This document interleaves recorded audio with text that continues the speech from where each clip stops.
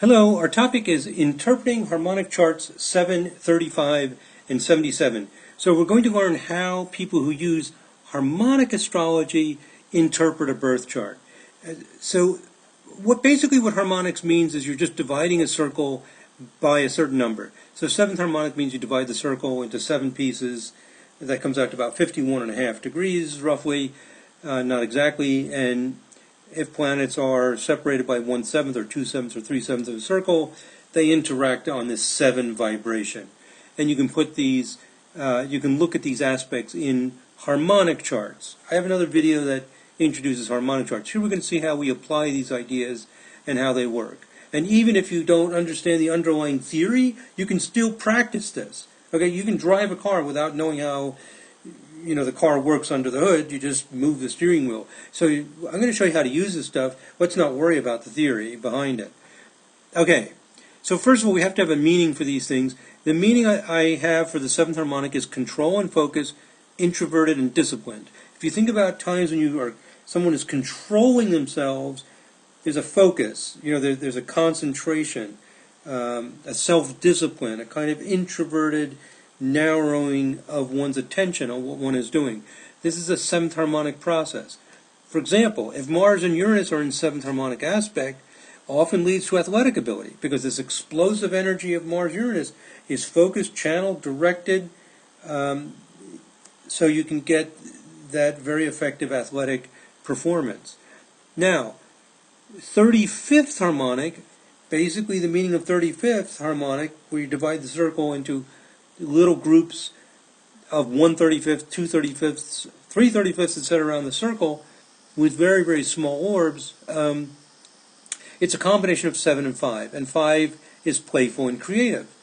So what happens with the 35th harmonic is you get a combination of being playful and creative and this focused, directed discipline. And 11 is restless, dynamic, and active, and the 77th harmonic gives this speed, quickness. There's the control, but the impatience and quickness and restless and dynamic energy of 11. 77 is often good in sports like boxing that require great speed as well as control. 35 are like elegant performance sports. Examples would be dance or figure skating. And 7 is just overall good in lots of athletic activities. It's good for all kinds of things, not just athletics. Anywhere you need control and discipline, which is a large part of life. Okay, now let's look at some charts of extraordinary athletes. Here's Hank Aaron, one of the best baseball players of all time. Can we see it in his chart? This is the thing that's interested me. If I take a very extreme person, one of the greatest athletes in a particular sport, if I cannot see astrologically why this person is so great at the sport, probably I should not advise people regarding athletics at all. Because if I can't see it in the greatest, how would I be able to see it in other people? So if I look at Hank Aaron's chart, Jupiter, Uranus, Pluto, T-square, sounds enthusiastic. I don't know what that would have to do with sports.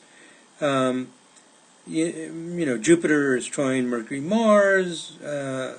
Again, I'm not sure what that's going to lead to the greatest baseball player. Mars is in Pisces. That doesn't seem so wonderful, etc.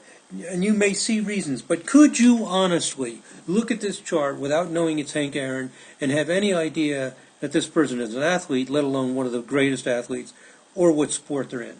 And this is where the 7th harmonic becomes useful. Similarly for Ty Cobb. Now for Ty Cobb, we don't have an accurate birth time. It's C data. For Hank Aaron, we do. It's what we call AA data. But given the birth time, he's got a Venus sextile Jupiter. Actually, he was known for being nasty. You might think Venus-Jupiter would be rather jovial and kind and friendly. Mars trine Neptune. That could lead to a lot of different things. Maybe there's some glamour in sports, but, I might think more of acting or something like that. So why are these two individuals among the greatest baseball players of all time? Or can you even see this astrologically? I think you can see it, but I'll suggest that harmonic charts will help. Here's the 7th harmonic chart of Hank Aaron. Now I'm using a wheel style that's not very pretty. It has a big circle in the middle which helps see the aspects, and the planets are very small. It's good for harmonic astrology work. And now we see the Mars-Uranus are conjunct. When they're conjunct in the harmonic chart, it means they're on the vibration of that harmonic. They're in 7th harmonic. Hank Aaron was born with Mars. It tells me here 1/7 Uranus. Now I'm in the Sirius 1.3 software, and it has this very nice feature that it'll tell you what the aspect is in the natal chart. So for example, if we go back to Hank Aaron's natal chart, Jupiter and Uranus are actually opposition, and in his 7th harmonic chart, they're still opposition, very weakly, more weakly now, because as you go up the harmonics, it's like a magnifying lens, and things become spread out or weaker. So the Jupiter there, it says 1/2. Well, that 1/2 might be better if it was moved down a little bit, but it's referring to this line here.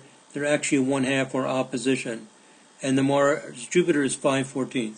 Anyway, it's a nice feature that it tells you, because it's nice to know that Mars Uranus is actually 1/7. It could be 2/7 or 3/7. So it lets you know. That's not so critically important for our purposes right now. The important thing is that Mars is in a T-square with Jupiter and Pluto. Saturn is very close to Pluto. Uranus is very close to Mars. We have the Mars-Uranus, which I already talked about. We have a Mars-Jupiter-Pluto, big, expansive energy. Saturn-Pluto, intense focus. We have 5 planets tied up in hard aspects. Sun is also not too far. There's actually a spreading pattern from Venus, Neptune, Sun, Saturn, Pluto. In a harmonic chart, we use 16-degree orbs, which seems big, but it's actually only a little more than 2 degrees in the natal chart, because things are magnified.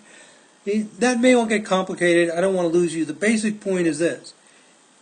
Hank Aaron has Mars, Uranus, Jupiter, Saturn, Pluto in his 7th harmonic chart. This indicates tremendous focus, power, and athletic ability. We can see it. Now, what about the 7th harmonic chart of Ty Cobb? Again, Mars-Uranus, very, very close. Square the moon, and the Mars-Uranus is trine Jupiter and Neptune. Also happens to be opposite Venus. He also has a spreading Saturn-Sun-Pluto with Sun right in the middle of the two of them. And we can look at these midpoint patterns in the harmonic chart. He has a Sun at Saturn-Pluto. Hank Aaron in the 7th harmonic chart has Sun, Saturn, Pluto, all within 16 degrees, which is the orb we use. So this is not, it may sound like I'm fishing and hunting around, but I'm actually using the standard rules that are used in harmonic astrology. So to conclude, what we have here is, in the 7th harmonic chart, this is just some information about the 7th harmonic chart. When you see an opposition in the 7th harmonic chart, it's actually 7 times 2 harmonics, 7 times 3. When you're looking at these patterns in the harmonic chart, you're seeing patterns based on that number. And this is a note about the orbs. I talk about this in another lecture on harmonic charts. But here's our point. In the 7th harmonic chart, Hank Aaron has Mars-Uranus. Ty Cobb has Mars-Uranus. For Ty Cobb, that Mars-Uranus is also with Mercury. For Hank Aaron, it's combined with an opposition to Jupiter and square Saturn-Pluto. Hank Aaron has a Sun, Saturn, Pluto. And Ty Cobb has a weak Sun, Saturn, Pluto, but Sun directly in between Saturn and Pluto, which strengthens it. Hank Aaron also has a Venus, Neptune, Sun, which I don't think is that much directly related to his athletic ability. Bottom line, both individuals have strong patterns in the 7th harmonic with Mars-Uranus as a focus. Am I fishing around? Is this too unbelievable? Is this crazy? How weird is this? I don't think it's as crazy and weird as it sounds. You might want to give this a try, that maybe astrology involves a more complex, intricate tapestry of relationships between planets than we might have thought. Now, let's look at Cassius Clay, who changed his name to Muhammad Ali, the boxer. What does he have in his 7th harmonic chart? Different sport. Uh, but it is, and, any athletic activity, we might expect these seventh harmonic patterns. But we don't see much. We do see a very tight Moon, Mercury, Uranus. And that does make sense. Moon, Mercury, Uranus, quickness, instinct, rapid fire, but controlled by 7. So you get the controlled reflexes. So that makes sense, and it does trine Pluto. But where's Mars? We want Mars. We want that drive, that ambition, that energy. Mars is over here squaring Jupiter. All right. Not so great in the sense that I would not be able to predict ahead of time that this would be one of the greatest boxers of all time. As I mentioned in the beginning, it shows up in the 77th harmonic chart with an incredibly powerful pattern, extraordinarily unusual. Mercury, Mars, Uranus, and Saturn, 4 planets all tied together. There's the Mars-Uranus that we want, showing up in the 77th harmonic opposite the Sun. Sun, Mars, Uranus, with Mercury, Saturn. In fact, what's interesting is Muhammad Ali has Mercury, Mars, Uranus, all within 8 degrees. This is very strong in a harmonic chart. When we look at that 7th harmonic chart of Cobb, it's also Mercury, Mars, Uranus, spreading a little more, 12 degrees. So they both have Mercury, Mars, Uranus, Cobb in the 7th, Muhammad Ali in the 77th. And the 77th is better for boxing. So what I'm suggesting here is that there may be very intricate patterns in the astrology chart that are responsible for the actual behavior. And again, I think it would be difficult to see the talent and behavior for these 3 athletes in the natal chart. But in the 7th harmonic chart, it shows up very strong. I know it sounds wild, sounds unbelievable, sounds even ridiculous to many astrologers, but there are many different ideas in astrology, so this is just another one. Let's look at 2 other athletes just to illustrate the idea. Michelle Kwan, one of the greatest skaters of all time. I mentioned 35th harmonic showing up with skaters. Let's look at her 7th harmonic first. I'm just going quickly. I'm not even going to bother to show her natal chart, but she has a Sun, Jupiter, Neptune, very tight. But that doesn't strike me as being a great skater. It looks like somebody who's very controlled and disciplined, doesn't go on wild escapades. There's a control over the Sun, Jupiter, Neptune. I don't see extraordinary athletic performance. I do see some here with this Mercury, Saturn, Uranus, but it's telling me the Mercury, Saturn are actually sextile. Saturn, Uranus are actually sextile, and Mercury, Uranus are trine. So this shows up in the basic natal chart, which makes sense. And if we go to the natal chart, there it is, the Mercury, Saturn, Uranus. So it gets repeated because it's so tight. So it indicates she's smart, she's quick, she's, and this could, come up in a number of ways. She went on to get advanced college degrees later on. But can I see specifically the ability to dance or skate, an elegant performance? Here it is in the 35th harmonic, again with 4 planets extremely tight. The lines are thick, showing that the aspects are extremely strong.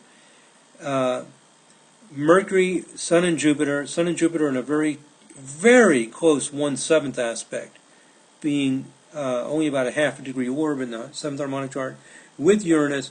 So we're seeing the Uranus with Sun and Mercury, speed and elegance in the 35th harmonic, throw in Jupiter, throw in some Venus for extra good measure, and she has 2 patterns, a Mars, Neptune, Pluto, all within 3 degrees, which is extremely strong in a harmonic chart, trine Saturn.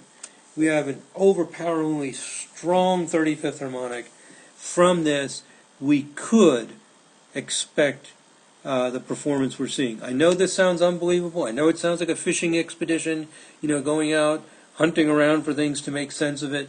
But this is the approach that people in harmonic astrology use. They actually think that these intricate patterns, intricate waveforms affect people. So, it's interesting to know about and learn about.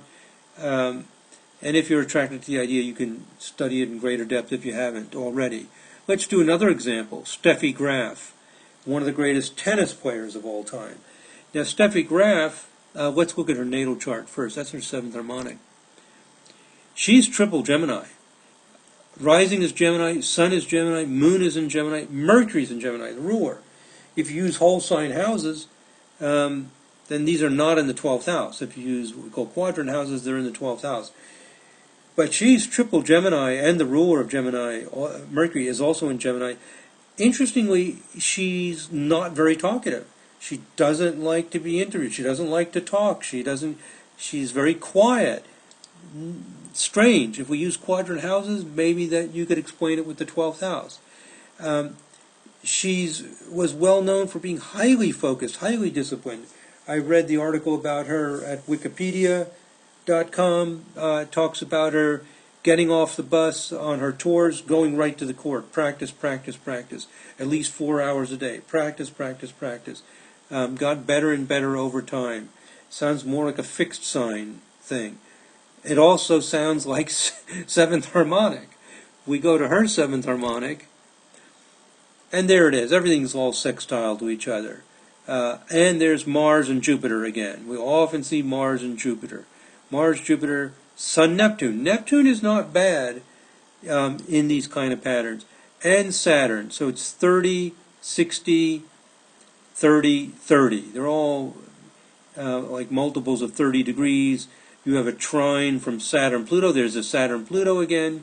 Often shows up for the ability to sacrifice, to give up things, to just sweat, sweat, sweat, and be out on that court. And this trine. So these are all making close aspects to each other. An advanced way of doing harmonics is you could do a 7 times 3 harmonic chart, 21. And that would help us see the details of these trines and sextiles better. So here's her 21st harmonic. I know this is a little bit advanced if you haven't studied harmonics much, but now we're seeing a clearer image of those sextiles. And here's in the 7th harmonic chart. And we see Jupiter, Moon, Mars spreading only 4 degrees. This is really strong in a harmonic chart to be within 4 degrees. And it's all opposite Neptune. And square Saturn, Pluto. 1, 2, 3, 4, 5, 6 planets in a very powerful T-square.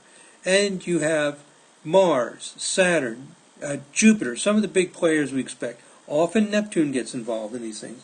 And Pluto gives it extra force. And then the Saturn-Pluto comes in and adds a little trine to Mercury, adds a little more steam to this. Very, very powerful pattern. There's also a grand trine little pattern with Sun, Venus, Uranus. Uranus is not extremely important. It gets picked up by Mars a little bit with this trine and sextile. You don't always have the same exact thing in every chart. And in tennis, you don't see the Mars-Uranus as strong. It's more emphasis on the discipline and the power. And, of course, different athletes have different strengths. Bottom line is this. I'm illustrating the concept that the 7th harmonic aspects and this intricate study, more detailed study of harmonic charts to see the intricate patterns may be useful. I think it is. I think it helps uncover another layer of astrology. So to go back to the PowerPoint, here's Muhammed Ali, who has the Saturn, Mercury, Mars, Uranus. Float like a butterfly and sting like a bee. This was a phrase he would use, and really describes having Saturn, Mercury, Mars, and Uranus with the Mars-Uranus opposite Sun and Venus. Because the 1177 is fast, but it's controlled. Also, his emphasis on how pretty he is with Venus, the Sun, Venus. I think that's kind of interesting. Anyway, I showed Michelle Kwan, skater, and you often get 35th harmonic. There are different things that can lead to an outstanding talent, but it's usually some 7-based, and 7 times 5 is typical with sports like skating. And Steffi Graf, 6 planets in sextile, including all those different patterns. And I note that she's triple Gemini, but quiet and focused. So, to repeat some things I've hinted at earlier, there are a lot of criticisms of harmonic astrology. One criticism is there's so many things you can find anything. Second criticism is that astrology works so well with the standard methods. Keep it simple. Why go on to all these extra complicated things? Well, one response to this, and a response I might have to it, or I do have to it, two quotes. I haven't verified these quotes. I tried to verify that they're actual quotes. I have no reason to doubt them. Of Richard Feynman, who was a great physicist. He says, "I think nature's imagination is so much greater than man's, she's never going to let us relax." I mean, that captures the feeling, the intuitive feeling about this harmonics is that we don't get to decide. Another thing Feynman says, we don't get to decide how nature is. She is what she is. We just get to find out what she is if we work at it hard enough. Maybe it is. Maybe this is how astrology works. Maybe nature's imagination is so much greater than ours that she's not going to let us relax and keep presenting us with new things. So maybe this idea in physics could apply in astrology as well. And another thing he says is, to those who do not know mathematics, it is difficult to get across a real feeling as to the beauty, the deepest beauty of nature. If you want to learn about nature, to appreciate nature, it is necessary to understand the language that she speaks in. So, we use mathematics in astrology. We use 1/3 of a circle for a trine. We use 1/4 of a circle for a square. The general consensus seems to be that's it. That's fine. If anything, cut out this stuff. Go back to the ancient idea. Maybe that's correct.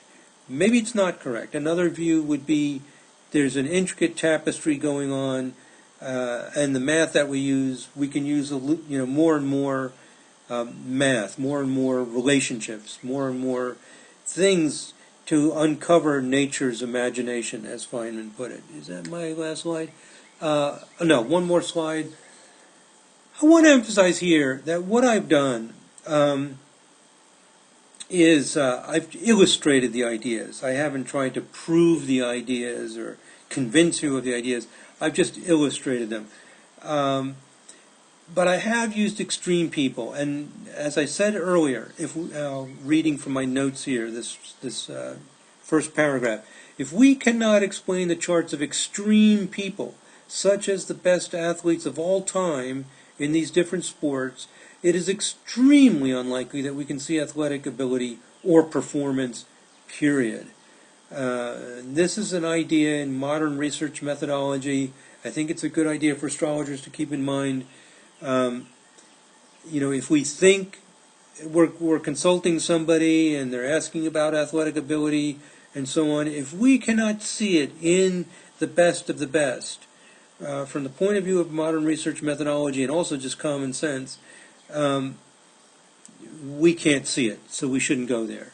And I've shown that there are ways to see it, but it requires using some tools, some ideas that we don't normally use. Also, you can look at extreme behavior, and you can also look at extreme astrology. Steffi Graf is a triple Gemini.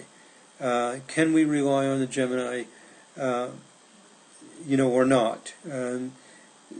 She's not talkative and so on. So we have to find ways to explain why Steffi Graf is not talkative, even though she's triple Gemini. I learn most of my astrology by charts that don't work. I see a chart that just doesn't work. Not all charts work. I don't see what I'm expecting to see. And then I keep searching and hunting around till I can find an idea that will consistently work, not only with this chart, but other charts. As I mentioned before, last point, just to reemphasize this, I'm not trying to rigorously show that these ideas work in this. This is more of an illustration of the ideas. A more rigorous procedure is to analyze all charts that meet a criterion. For example, you could take the top 5 players in a sport and see if your ideas work. Or you could take the people with the strongest 7th harmonic charts and see if they fit the idea. In some future videos, I will show some more rigorous procedures where we take all the charts that meet a certain criterion, either on the behavior or on the astrology side. You can do it both ways, emphasizing the top extreme behavior or top extreme, most extreme astrological influence, and I will show you that. So I have illustrated the ideas with some extreme people, but I haven't done it rigorously in terms of showing all the charts that meet a certain criterion, because I wanted to focus this on illustrating the ideas. And it would take several videos to do a more rigorous study of whether these ideas actually work or not. Okay, so that's it, my friends. That was a little introduction to how harmonic astrology can be done, how we look at things. There's a lot of mathematics behind it, but you don't really have to know all that math. What it really boils down to is you look at a harmonic chart the same way you look at a natal chart, and when you see those strong patterns, you interpret them the same way. The squares are energizing and driving, all the hard aspects are, and you just interpret the planets in that harmonic. So this 21st harmonic, 7 times 3 in Steffi Graf, means 7, control, focus, 3, smooth. It's easy for her. It's natural for her. She just has that flow, that control, that smoothness that you need in tennis, the fluidity, and she just practice with her Saturn, Pluto, and her Moon, Mars, Jupiter, her competitive edge. Neptune actually works well in these harmonic charts because it's a dream, it's a vision, it's so important to her at that period of her life when she, most of her young life when she was focused on this. Okay, I hope you found that interesting. Thanks for listening. God bless. Namaste.